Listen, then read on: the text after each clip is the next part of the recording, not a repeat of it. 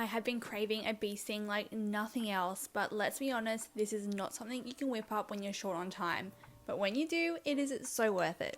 To get started, we're going to grab a small pot and pop in 60 grams of butter and 60 ml of milk. We just want to heat this up just enough that the butter melts, then take it off the heat.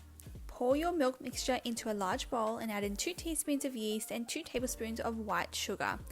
Just going to gently combine that, and then we're going to add in 2 eggs, 2 cups of bread flour, and 1/4 teaspoon of salt.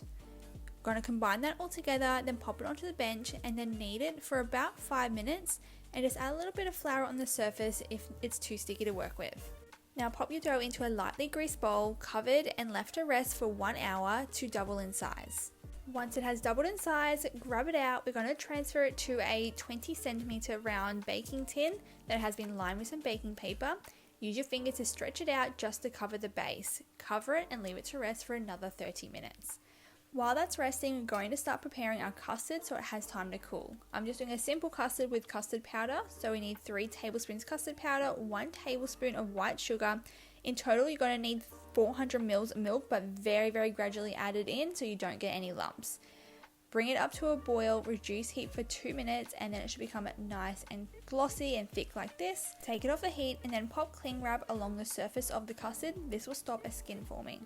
Now for my favorite part of the bee sting, the almond topping. So into a pot, we're going to add in 70 grams of butter, 55 grams of caster sugar, 40 grams of honey, and we're going to mix it together, let it melt and start bubbling, but don't caramelize it, that will happen in the oven. Turn your heat off, add in 120 grams of flaked almonds, mix it through, and then pop it to the side to let it cool.